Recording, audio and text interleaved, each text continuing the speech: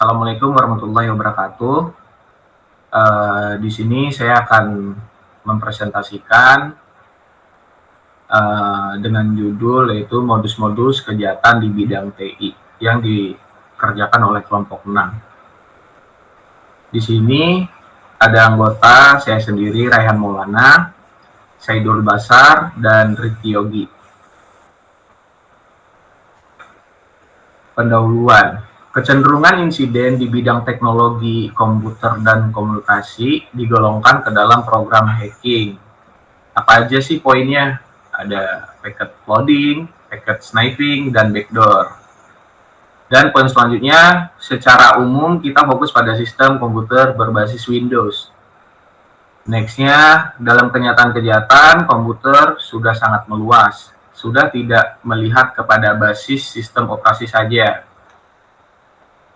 Oke, di sini ada kejahatan bidang teknologi. 1.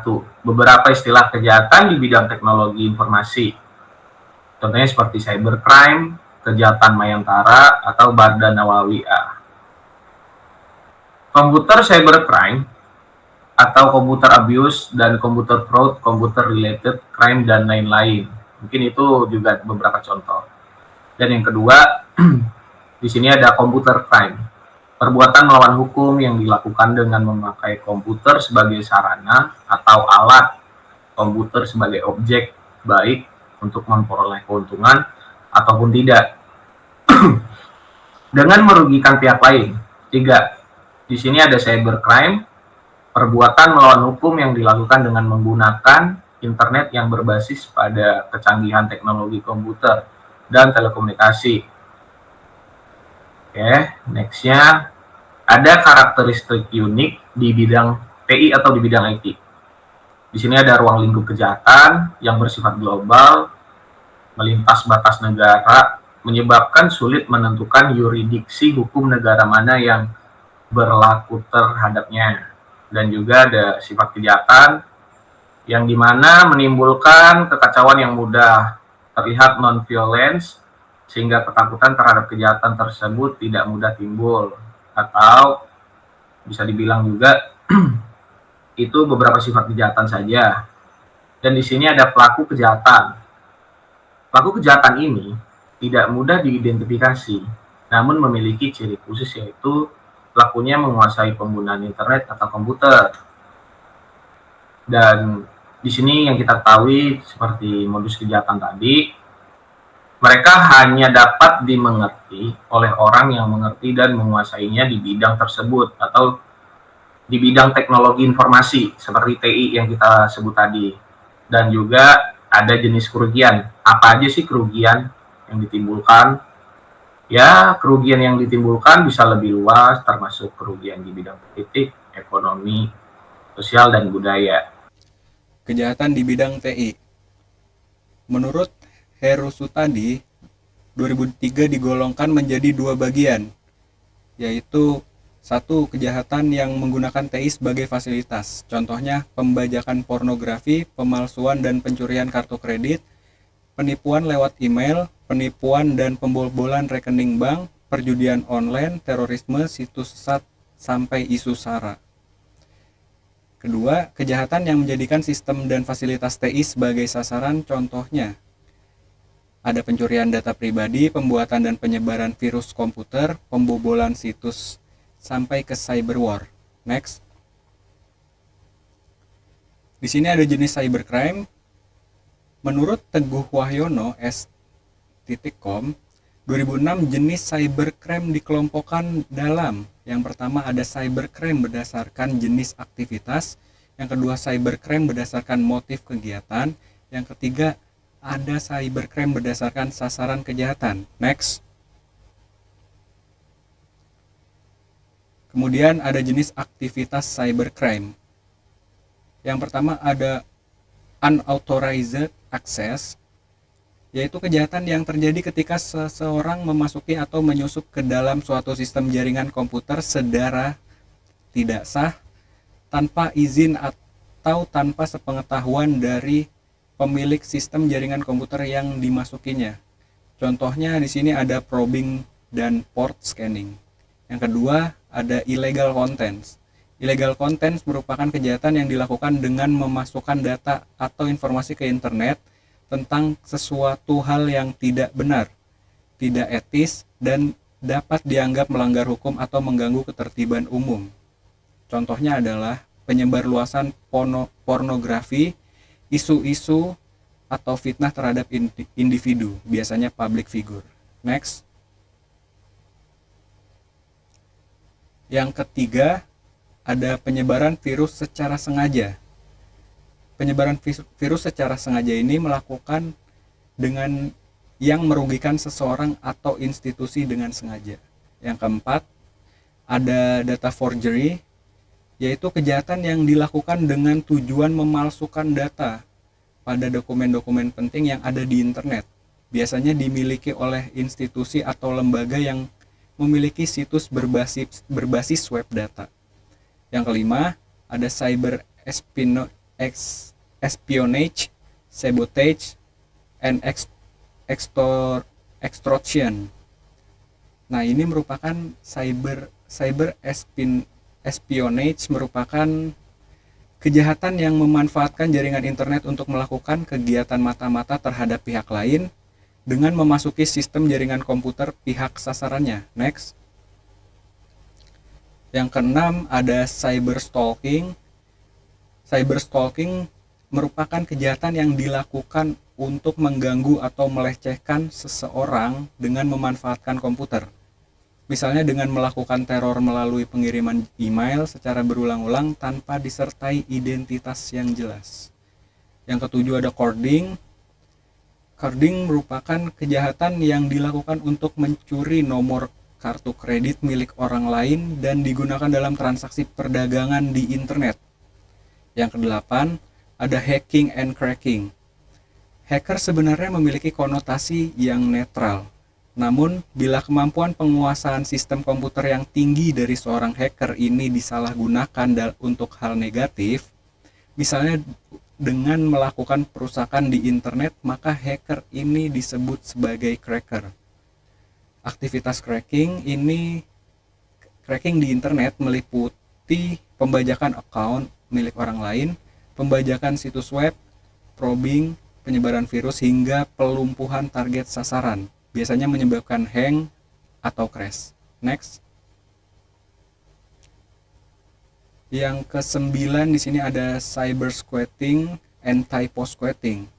Cyber squatting merupakan kejahatan yang dilakukan dengan mendaftarkan domain nama perusahaan orang lain dan kemudian berusaha menjual kepada perusahaan tersebut dengan harga yang lebih mahal.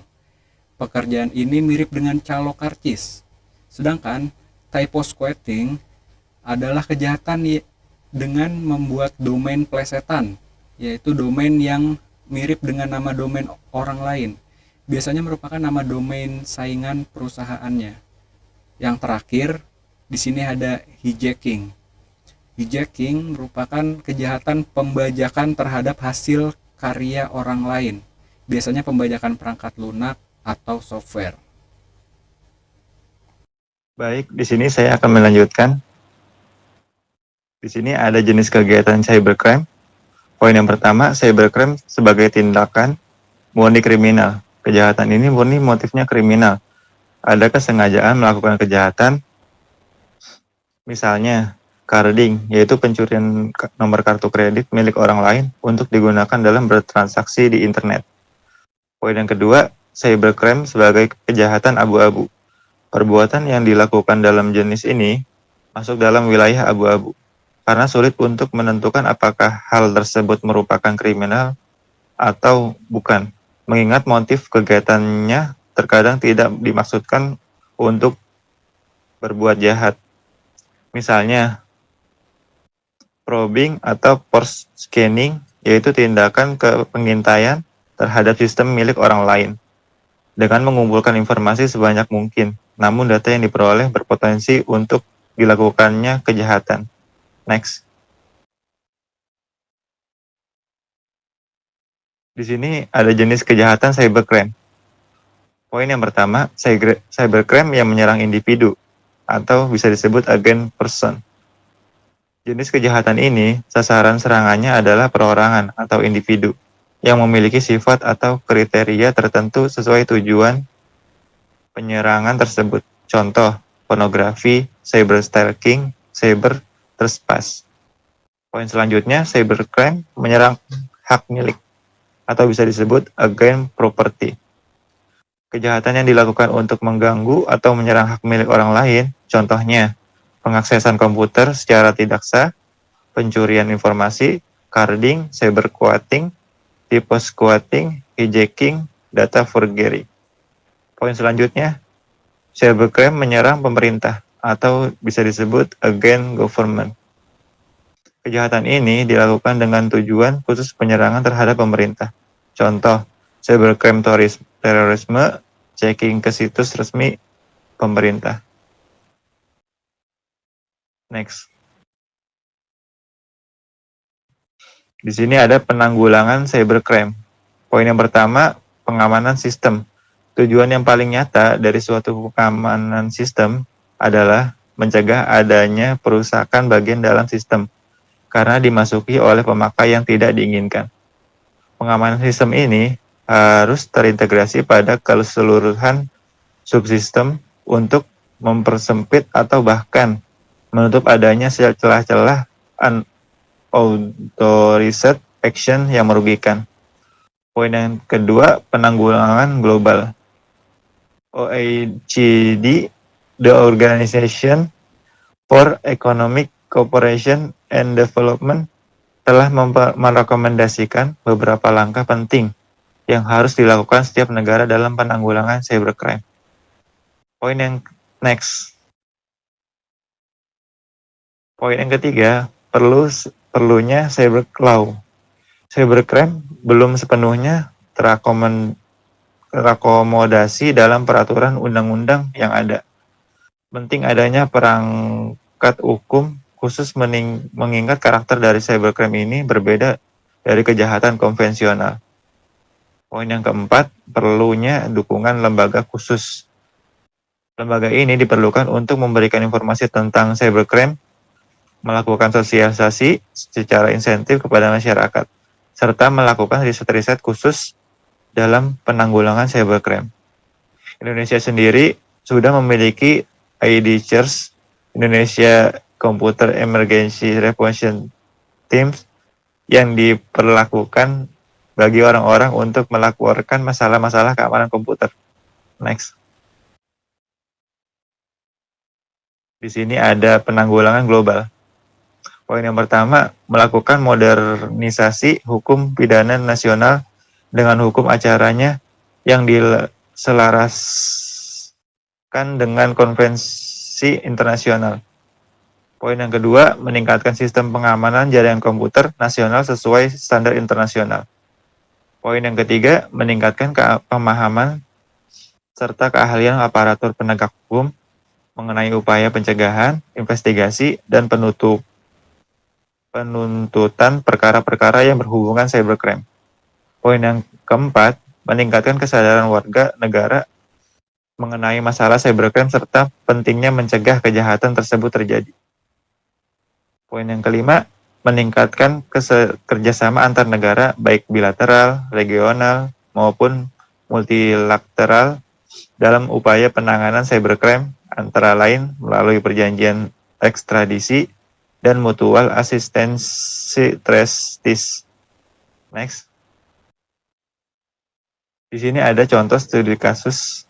Yang pertama, kasus carding atau pencurian data kartu kredit.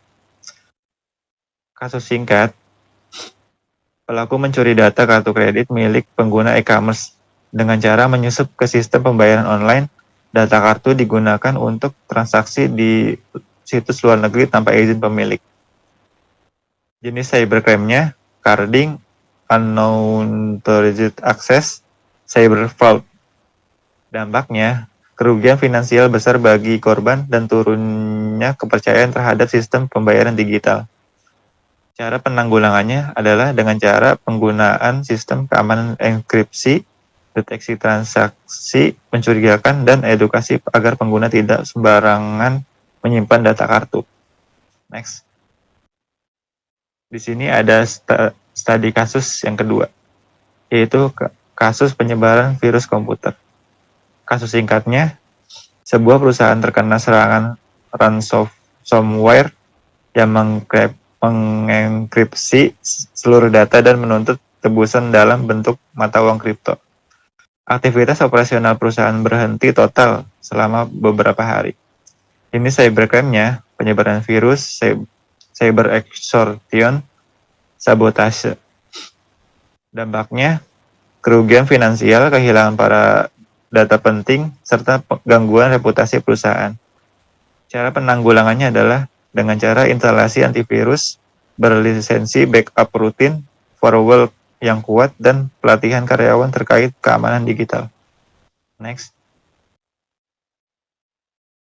Contoh studi kasus yang terakhir, kasus cyber stalking terhadap public figure. Kasus singkatnya, seorang selebriti menerima ancaman dan pelecehan melalui media serta email dari seseorang yang tidak dikenal. Pelaku mengirim pesan berulang tanpa identitas jelas untuk menakut-nakuti korban. Jenis cybercrime-nya, cybercrime stalking, illegal content, cyber harassment. Dampaknya tekanan psikologi bagi korban dan pelanggaran privasi pribadi. Cara penanggulangannya adalah dengan cara pelaporan ke pihak berwajib, unit cyber Polri, pemblokiran akun pelaku, dan penegakan hukum berdasarkan UU ITE Pasal 27 ayat 4. Next. Kesimpulannya adalah, poin yang pertama, kejahatan TI cybercrime adalah perbuatan melawan hukum yang memanfaatkan komputer, internet, dan jaringan baik sebagai sarana maupun sarana kejahatan. Poin yang kedua, karakteristiknya bersifat global, sulit dilacak, tidak selalu terlihat dampaknya secara langsung, serta dilakukan oleh pelaku yang menguasai teknologi. Yang ketiga, modus operandi beragam, mulai dari hacking, phishing, carding, penyebaran virus, data forgery, hingga cyber terorisme. 4. Jenis kejahatan dapat dikategorikan berdasarkan aktivitas, misalnya penyusupan, konten ilegal, pemalsuan data. Motifnya murni kriminal atau abu-abu, dan sasarannya bisa individu, hak milik, atau pemerintahan. Lalu yang kelima, dampaknya meluas ke berbagai bidang, politik, ekonomi, sosial, budaya, hingga keamanan nasional. Serta yang keenam, penanggulangannya memerlukan pendekatan teknis, pengamanan sistem, hukum cyber law, kelembagaan, ID search, BSSN, serta kerjasama global antar negara. Lalu poin yang terakhir, kunci pencegahan adalah literasi digital masyarakat, modernisasi regulasi, peningkatan kemampuan aparat, dan kesadaran akan pentingnya keamanan informasi. Oke, sekian yang bisa kami sampaikan. Kurang melebihnya mohon maaf. Wassalamualaikum warahmatullahi wabarakatuh. Terima kasih.